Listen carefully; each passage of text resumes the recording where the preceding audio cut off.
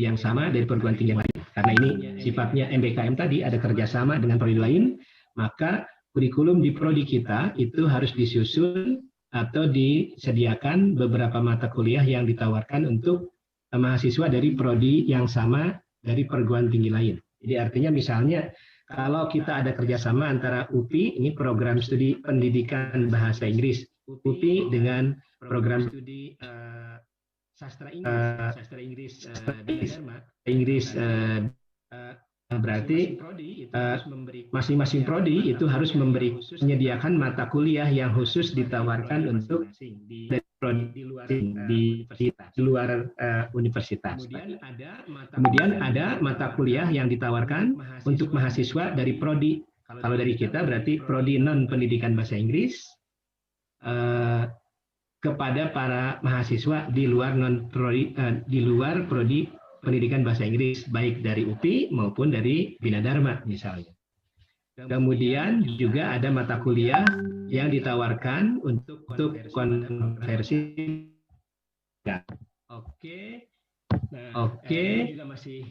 Ini juga masih mengulang sedikit yang disebutkan Pak Rudi tadi. Ini contoh pola penempatan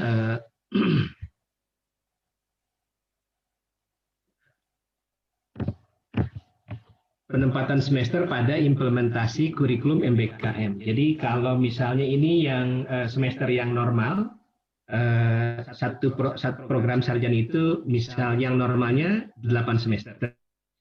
Maka pada tahun pertama, semester 1 dan semester 2 itu wajib kuliah di program studi sendiri. Kemudian dimungkinkan ada semester antara atau semester pendek, kita sebut seperti itu, atau semester padat ya. Itu sekitar 9 SKS. Kemudian tahun kedua atau semester 3 dan semester 4 itu kuliah di prodi yang sama di luar UPI. Jadi boleh mengambil pada mulai tahun kedua itu boleh mengambil mata kuliah di prodi yang sama di luar UPI. Itu sampai semester 5 itu ya, semester 3, 4, dan 5. Kemudian jika memungkinkan ada semester antara, itu ada di antara semester 4 dan semester 5. Kemudian pada tahun ketiga, semester 5 dan semester 6, itu kuliah mahasiswa diperbolehkan kuliah di prodi yang berbeda di UPI, begitu. Jadi di dalam perguruan tinggi sendiri. Kemudian baru semester 6, semester 7 boleh kuliah di prodi yang berbeda di luar UPI atau melalui program magang. Kemudian tahun keempat, semester 7 atau semester 8 itu penyelesaian di prodi sendiri. Jadi itu kemungkinan penempatan semester yang mengimplementasikan kurikulum MBKM di UPI, begitu ya. Jadi mengambil mata kuliah di luar prodi sendiri itu bisa di antara semester 3, 4, 5 di luar UPI, kemudian kuliah di prodi yang berbeda di luar UPI itu semester 6 dan 7. Nah, kemudian sebagaimana disebutkan tadi ada 8 jenis pembelajaran di luar kampus yang terkait dengan MBKM. Yaitu diantaranya misalnya ada pertukaran pelajar, kemudian ada membangun desa atau KKN, kemudian ada proyek independen, ada pendidikan berwirausahaan, ada pendidikan berwirausaha, ada kemanusiaan, mengajar, ada praktik magang atau kerja dan lain-lain. Jadi nanti ketika mengimplementasikan MBKM itu programnya itu bisa mengacu ke salah satu atau sebagian dari 8 jenis pembelajaran di luar kampus tersebut. Ini yang disebutkan tadi oleh Pak Rudi bahwa dalam menyusun kurikulum MBKM maka prodi harus menyiapkan dokumen kurikulum terdiri atas beberapa hal. Jadi ini beberapa dokumen yang harus dikumpulkan dari mulai identitas program studi sampai ke manajemen dan mekanisme pelaksanaan kurikulum. Jadi dokumennya itu harus disusun ya. Oke. Kemudian beberapa contoh hal yang spesifik, beberapa contoh usulan program MBKM yang sekarang sudah mulai diimplementasikan di beberapa prodi.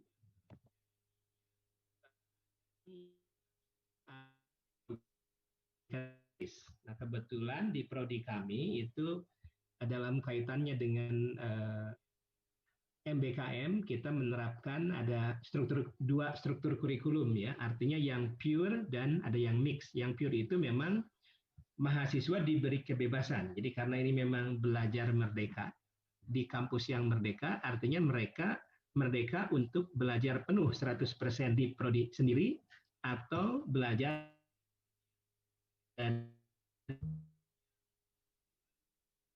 pure dari sampai depan yang normal, maka itu diambil semuanya di prodi pendidikan bahasa Inggris begitu, tidak di prodi yang lain sama sekali.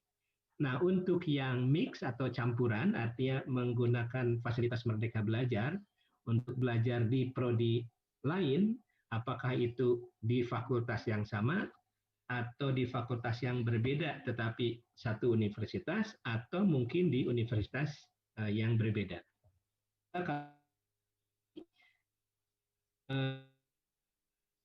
Itu cara semester 1 dan semester 2 mahasiswa kami itu wajib kuliah di prodi kami sendiri, di prodi pendidikan bahasa Inggris, dan mereka akan belajar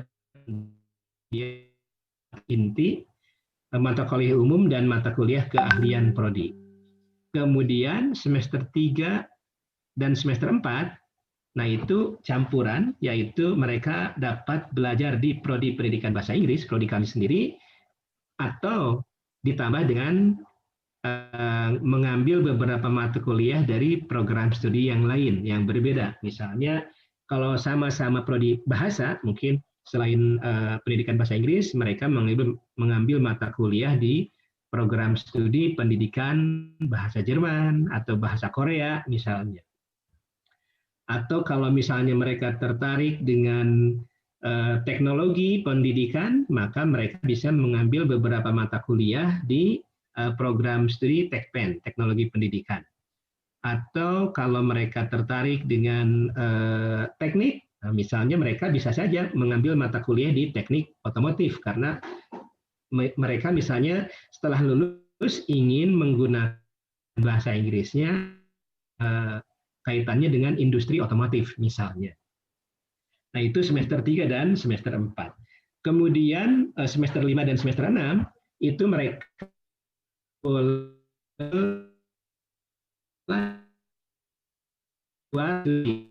artinya di luar program studi dan di luar universitas. Nah, misalnya kalau tadi tertarik dengan teknik otomotif, untuk semester 3 dan 4 misalnya mengambil sama-sama di UPI, untuk semester 5 dan 6 bisa mata kuliah di universitas, misalnya di bidang mungkin di ITB, begitu, atau mengambil kegiatan magang. Kemudian semester 7 dan semester 8 mereka kuliah kembali full di pendidikan bahasa Inggris untuk penyelesaian studinya. Nah, di prodi kami itu sudah kami rancang tentang beberapa mata kuliah, misalnya ada mata kuliah yang wajib diambil, tidak boleh ditinggalkan, yaitu mata kuliah yang sifatnya language skills courses. Jadi mata kuliah yang keterampilan, misalnya listening, reading, speaking, writing, termasuk juga translating. Nah, itu mata kuliah yang boleh ditinggalkan. Itu artinya dimanapun mereka belajar itu harus mencakup ke mata kuliah yang termasuk dalam language skills courses.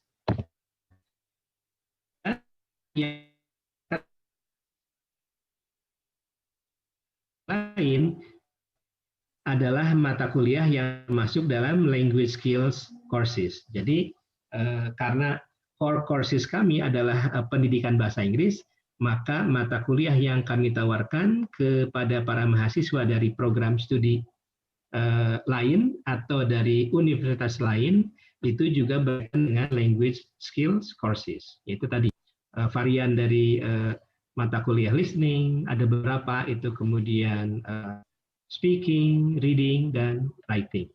Itu yang utamanya.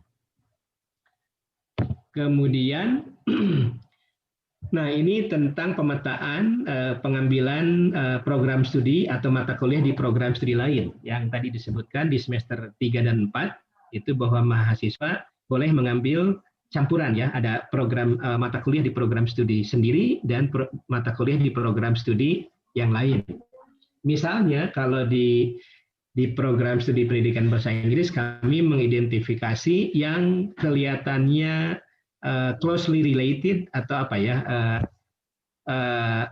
lebih dekat kaitannya, berkaitan dengan kebahasa Inggrisan, misalnya dengan teknologi pendidikan atau dengan pariwisata, dengan multibahasa, bahasa Jerman, Prancis, atau yang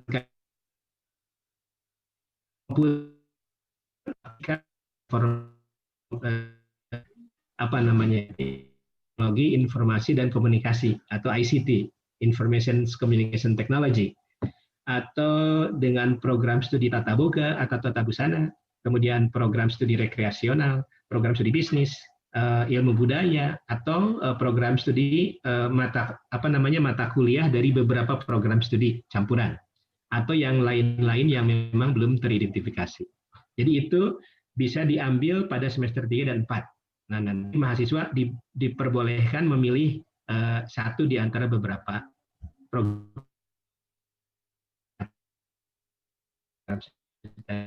Kemudian pada semester 5 dan 6, nah itu mahasiswa bisa melakukan kegiatan yang di antara yang 8 tadi.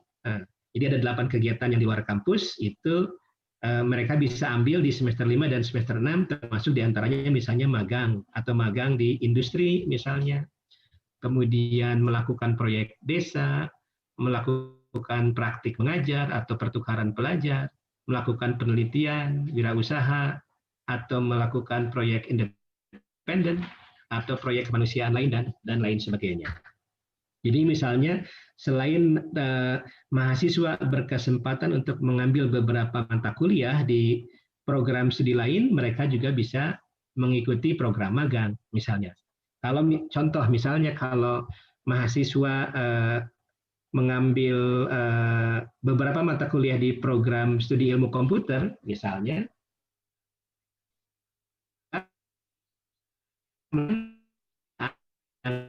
yang terkait dengan ilmu komputer. Atau kalau misalnya tadi di sini misalnya ada mahasiswa yang mengambil beberapa mata kuliah di program studi bisnis, maka ketika semester 5 atau semester 6 itu mereka bisa melakukan magang di perbankan misalnya, atau di perkantoran yang berkaitan dengan bisnis.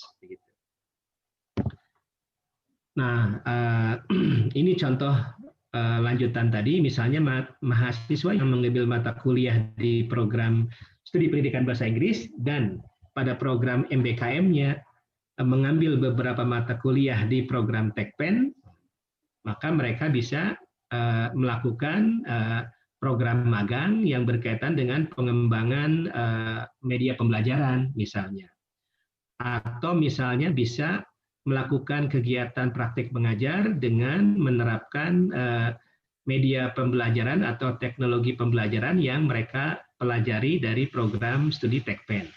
Atau mereka bisa terlibat dalam penelitian dengan dosen, baik di prodi Tekpen ataupun di prodi pendidikan bahasa Inggris yang berkaitan dengan penggunaan teknologi pendidikan dan sebagainya, gitu ya.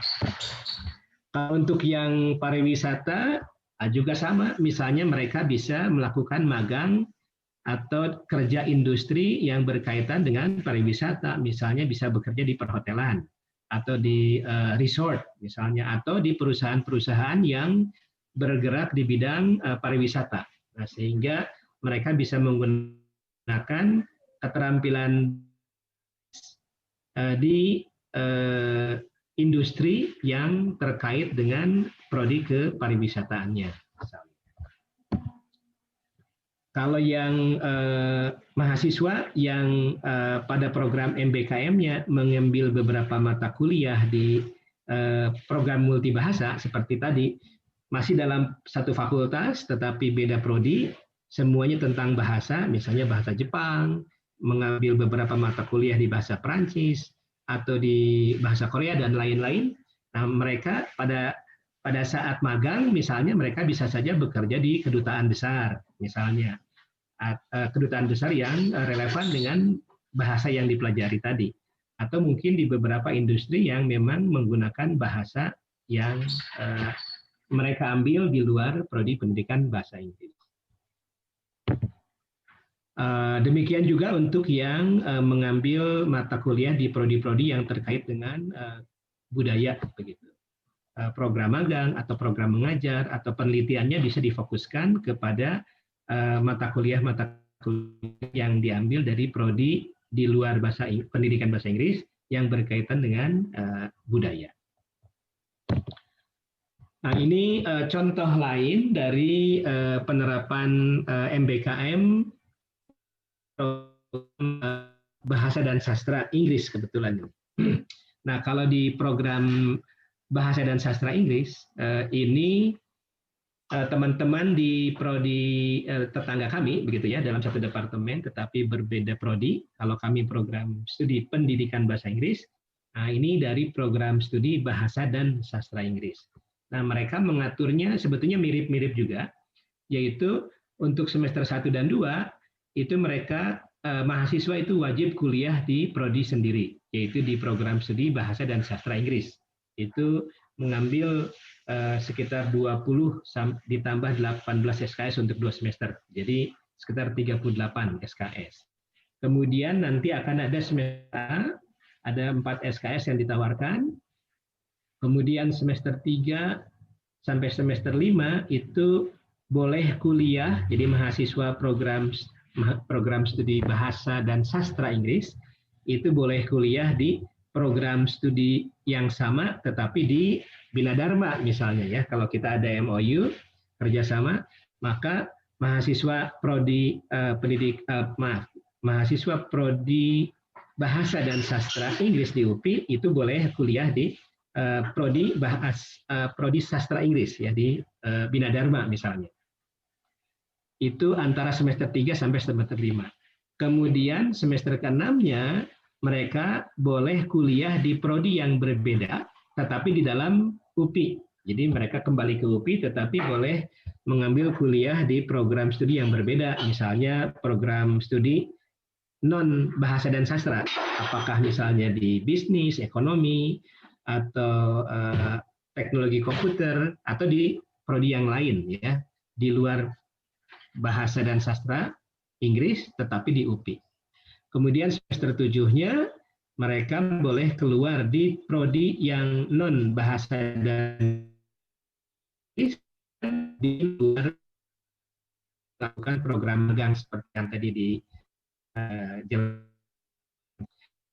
semester ke-8 itu mereka menyelesaikan perkuliahan apakah itu skripsi ataupun non skripsi.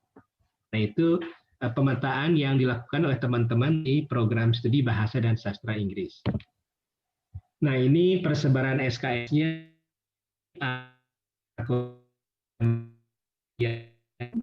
mata kuliah keahlian fakultas, ada mata kuliah keahlian inti program studi, dan ada keahlian pilihan program studi. Ini yang ditawarkan di MBKM. Kebetulan misalnya untuk di program studi bahasa dan sastra Inggris itu mereka menawarkan mata kuliah untuk MBKM itu adalah MKPPS, yaitu mata kuliah pilihan program studi sebanyak 16 SKS atau 8 mata kuliah. Nah, ya yang ditawarkan oleh teman-teman di prodi bahasa dan sastra Inggris bagi para mahasiswa dari luar prodi bahasa dan sastra Inggris. Apakah itu dari program studi pendidikan, boleh, atau non pendidikan, atau pokoknya non bahasa Inggris. Nah, itu Prodi Bahasa dan Sastra Inggris menawarkan 8 mata kuliah, misalnya public speaking, kemudian multimodal digital communication, copywriting, editing, intercultural communication, statistics for language studies, discourse analysis, dan language for business. Jadi ini ada mata dan pendalaman ya program studi prodi bahasa dan sastra Inggris. Inilah mata kuliah yang dirancang untuk diambil oleh mahasiswa lain, baik dari prodi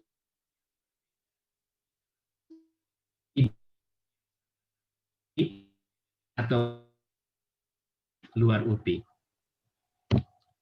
Nah, ini ada catatan dari prodi bahasa dan sastra, yaitu mereka tidak akan membuka kelas paralel. Jadi semuanya dimasukkan dalam satu kelas, tidak ada kelas khusus begitu ya.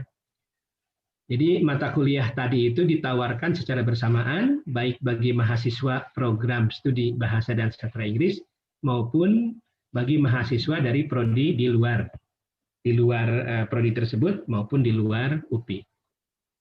Kemudian mata kuliah pendalaman program studi ini dapat dibuka 2 kelas dengan jumlah mahasiswa maksimal 40 per kelas.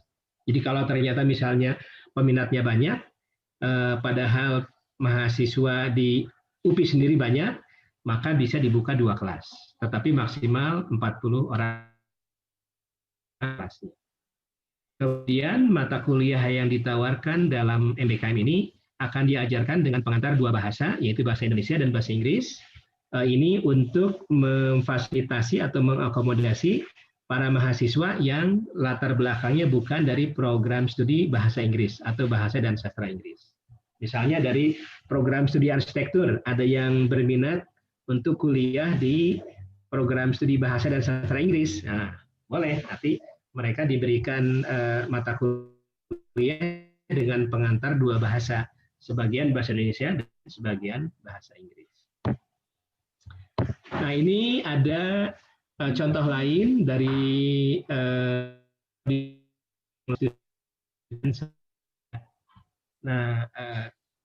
kebetulan misalnya untuk semester ini, untuk semester ganjil ini, teman-teman di program studi bahasa dan sastra Indonesia ini menawarkan hanya 4 mata kuliah.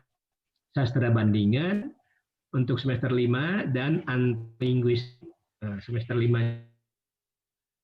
Kemudian itu ada bahasa jurnalistik dan bahasa atau kajian. Ada beberapa perbedaan implementasi begitu ya. Ada misalnya tadi untuk di program studi bahasa dan sastra Inggris itu memberikan atau menawarkan, tapi memang ini terbagi di beberapa semester. Mungkin ada semester 4 misalnya, 6, 4, 5, 6, 7 misalnya seperti itu ya. Kalau di bahasa Indonesia itu sudah spesifik, misalnya untuk kemudian untuk semester 7 yang ditawarkan itu bahasa kaji. Tapi untuk keseluruhan mata kuliahnya rata-rata memang 8 mata kuliah. Kemudian ini ada tawaran PKM yang dari program studi bahasa pendidikan bahasa. Nah, ini teman-teman di program studi pendidikan bahasa Korea itu menawarkan beberapa mata kuliah yang terkait dengan MBKM. Misalnya, ini kebetulan saya juga tidak bisa berbahasa Korea nih, tapi kelihatannya ini dari tulisannya itu Malhagi Seugi 1 misalnya, itu mata kuliah 2 SKS, itu ditawarkan pada semester ini. Kemudian ada Detki, ada Munpel. Maaf, saya bukan penggemar K-pop ya, jadi tidak bisa membacanya. Tetapi ini ada beberapa mata kuliah ya, ada 8 mata kuliah yang ditawarkan pada program MBKM ini. Termasuk di sini ada fonologi, ada bahasa Korea bagi penutur asing, ada sejarah bahasa Korea, dan lain-lain. Itu yang ada yang dapat saya share implementasi MBKM yang ada di beberapa program studi di fakultas kami, yaitu Fakultas Pendidikan Bahasa dan Sastra di UPI. Nah, kami juga kebetulan program studi pendidikan bahasa Inggris itu sedang menjajaki kerjasama dengan program studi sastra Inggris di UNY. Kami program studi pendidikan bahasa Inggris, yang dari UNY program studi sastra Inggris. Jadi kami dari pendidikan, mereka dari non kependidikan. Itu sedang mengadakan kerjasama terkait dengan MBKM. Di antaranya yaitu tadi pengambilan pertukaran pelajar, yaitu para mahasiswa nanti mengambil mata kuliah di program kami secara resiprokal. Kemudian ada juga program kerjasama antar dosen, misalnya joint publication, ada juga joint research, seperti itu. Kemudian juga ada beberapa program studi dari universitas lain yang juga akan mengadakan kerjasama dengan prodi kami maupun beberapa prodi di FPBS, begitu ya. Tetapi saat ini memang baru pada tahap penjajakan dan kegiatan-kegiatan yang dilakukan baru sebatas FGD, focus group discussion untuk pendalaman dan detail kerjasama yang akan dilakukan. Mungkin itu yang dapat saya share. Terima kasih atas perhatiannya dan mangga apabila ada pertanyaan bisa kita diskusikan. Terima kasih. Assalamualaikum warahmatullahi wabarakatuh. Waalaikumsalam warahmatullahi wabarakatuh. Baik, terima kasih banyak kami ucapkan kepada Bapak. Kami juga mau mengucapkan terima kasih banyak kepada Wakil Rektor Bidang Keuangan Sarana dan Prasarana Universitas Bina Dharma, Ibu Rifa Aryani SEAK MPD, yang dari tadi sampai sekarang sampai saat ini masih tetap aktif dan juga menyimak materi yang disampaikan oleh Bapak-bapak pemateri pada hari ini. Baik Bapak dan Bapak Ibu peserta webinar, kami informasikan juga bahwa Universitas Bina Dharma pada semester ini sudah mulai menerapkan Merdeka Belajar Kampus Merdeka dan mengajukan hibah Merdeka Belajar Kampus Merdeka, dan ada 8 program studi yang lolos mendapatkan hibah, termasuk salah satunya adalah program studi sastra Inggris Universitas Bina Dharma. Kita cukup bangga sekali bisa berperan dalam MBKB tahun 2020 ini. Ada juga titipan nih Pak, pertanyaan dari Ketua Program Studi Sastra Inggris Ibu Kolamala Dwi Saputri tentang Merdeka Belajar Kampus Merdeka. Nah, tadi disampaikan bahwa ada 20 SKS dalam satu semester. Yang ditanyakan oleh Ibu Kaprodi, apakah bisa dalam 20 SKS tersebut itu disebar dalam beberapa semester, bukan cuma satu semester. Itu yang pertama. Terus yang kedua, di program studi sastra Inggris Universitas Bina Dharma ada rencana untuk mengadakan magang kerja seperti itu di industri. Salah satu yang direncanakan yaitu di industri pariwisata dan juga perhotelan. Nah, apakah bisa 20 atau 25 SKS itu tadi dikonversikan menjadi program magang tersebut? Baik, terima kasih Bapak. Kami juga mengingatkan juga buat Bapak Ibu peserta yang lainnya, jika memang ada pertanyaan boleh ditinggalkan di chatroom. Kepada Bapak Pupung dipersilakan. Baik, terima kasih. Terima kasih atas pertanyaannya. Ya, pertama kami juga ingin mengucapkan selamat ya kepada Bina Dharma yang berhasil mendapatkan hibah MBKM ya. Mudah-mudahan diberikan kelancaran segalanya. Amin. Bantuannya juga. Insya Allah ya. Insya Allah Pak Rudi dan saya mungkin juga bersedia ya mendampingi Pak Rudi untuk membantu teman-teman di Bina Dharma apabila memang diperlukan. Insya Allah. Tadi berkaitan dengan pertanyaan apakah 20 SKS itu bisa disebar dalam beberapa semester. Pada dasarnya nanti mohon dikoreksi juga oleh Pak Rudi barangkali ya. Kalau dalam pandangan kami dari prodi kami sendiri sebetulnya memungkinkan ya untuk disebar di beberapa semester, tetapi nanti mungkin tergantung dengan MOU ya, tergantung MOU antar prodi tadi yang bekerja sama. Misalnya antara prodi pendidikan bahasa Inggris UPI dengan prodi sastra Inggris Bina Dharma. Kalau memang di MOU tersebut disepakati bahwa ada dari 20 SKS itu disebar di beberapa semester, maka memungkinkan. Akan tetapi sebagaimana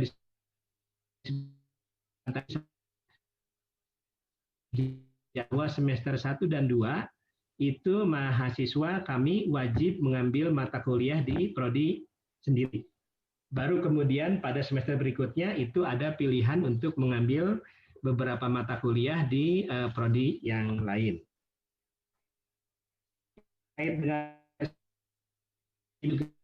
Sebetulnya menjadi bahan kajian di prodi kami dan beberapa prodi di fakultas tentang apakah memungkinkan kalau beberapa mata kuliah magang atau sebaliknya itu. Itu memang ada plus minusnya. Mungkin untuk hal ini yang lebih tepat membahasnya adalah Pak Rudi sebenarnya ya. Tapi jelas memang pertanyaan ini juga mencuat di antara teman-teman di kami tentang apakah perlu konversi. Meskipun tadi disebutkan oleh Rudi bahwa sebenarnya konversi mata kuliah itu tidak wajib begitu ya. Nanti insya Allah Pak Rudi mungkin bisa lebih teknis ya tentang konversi magang tersebut. Atur nuhun. Terima kasih. Terima kasih mohon kesediaan Bapak Dr. Rudi Susilana MSI untuk memberikan tambahan atau memberikan tanggapan terhadap pertanyaan yang telah disampaikan tadi. Terima kasih Pak Pupung. Terima kasih Pak Ferry. Yang terkait dengan pertanyaan yang pertama, apakah boleh disebar ke beberapa semester gitu ya? Sebetulnya bisa saja, karena sekarang sedang online Pak, sedang daring pembelajarannya. Akan mudah kalau disebar, misal kalau daring itu akan mudah. Tetapi kalau nanti kita sudah normal lagi, kuliahnya harus bertemu, kan bisa dibayangkan kalau teman-teman dari Palembang mau Permata Sakti ke UPI, masa bolak-balik kan gitu ya, tidak mungkin kan gitu ya. Jadi mungkin kalau pada masa pandemi ini berkahnya gitu ya, bahwa kita bisa menawarkan mata kuliah daring kapanpun sebetulnya ya, tidak terlepas mereka harus datang ke sini. Tapi kalau pada kondisi normal, maka mungkin itu akan sulit. Apalagi kalau misalnya 20 SKS, mahasiswa dipecah-pecah ke beberapa semester ya. Kan biasanya kalau Permata Sakti itu mereka datang ke Sotat, kemudian mereka ada di tempat itu selama satu semester dengan 20 SKS itu. Jadi boleh saja sementara daring ini. Yang kedua, yang konversi ini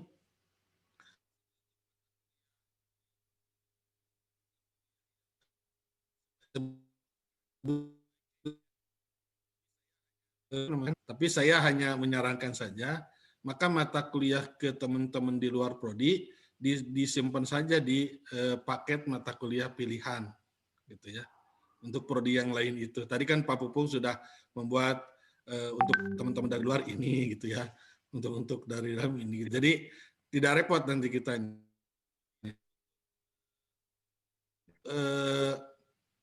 Yang terkait dengan magang, betul, bahwa magang ini sementara kan saat ini tidak ada mata kuliah yang isinya 20 SKS.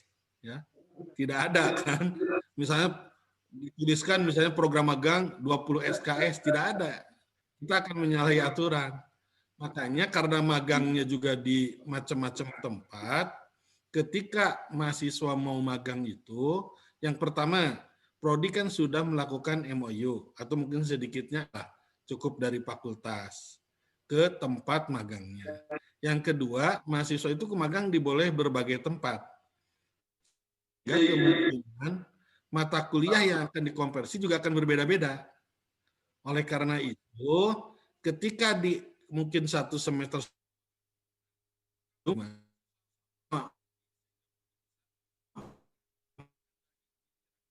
mahasiswa harus lapor ke prodi mata kuliah tadi di pilihan itu, sehingga tidak mengganggu mata kuliah inti gitu. Itu Bu Komala ya, kira-kira ya. Oke, terima kasih Pak Ferry, mangga.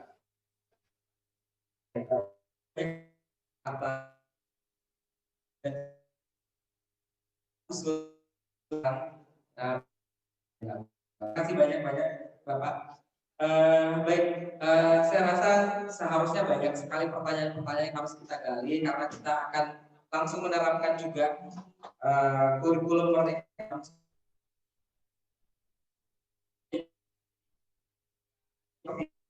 Jika ada pertanyaan lebih lanjut, Pak Rudi dan juga Bapak Pupung untuk menerima pertanyaan yang kami berikan nanti bisa kami hubungi via WhatsApp atau via email ya Bapak. Baik, terima kasih banyak Bapak atas kesempatannya. Terima kasih banyak juga kepada Bapak Ibu peserta seminar yang telah bersedia mengikuti seminar pada hari ini sampai selesai. Kita sudah berada di ujung acara. Terima kasih banyak Bapak Ibu semuanya. Mohon maaf jika ada salah-salah kata. Saya tutup sesi ini, kita kembalikan kepada MC. Terima kasih. Wabillahi taufiq wal hidayah. Wassalamualaikum warahmatullahi wabarakatuh.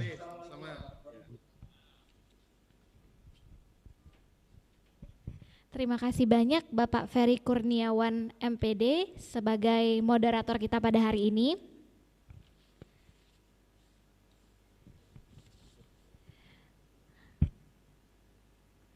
Baiklah, terima kasih banyak kepada para narasumber kita pada pagi hari ini, yaitu Dr. Rudi Susilana MSI dan Bapak Pupung Purnawarman MSED PhD. Semoga webinar kurikulum MBKM ini bisa memberikan manfaat bagi kita semua. Dan terima kasih untuk semua Bapak dan Ibu peserta yang telah mengikuti webinar MBKM ini dari awal sampai akhir acara. Tak lupa saya ucapkan terima kasih kepada seluruh tim program studi sastra Inggris yang telah mempersiapkan acara ini dengan baik. Marilah kita tutup acara ini dengan melafazkan lafaz hamdalah. Alhamdulillahirabbil alamin. Sebelum saya akhiri, ada pantun untuk kita semua. Air membasahi, api membakar, jauh berada di bawah lembah. Saya ucapkan terima kasih telah mengikuti webinar. Semoga pengetahuan Anda banyak bertambah. Saya Dewi Purnamasari undur diri. Wassalamualaikum warahmatullahi wabarakatuh.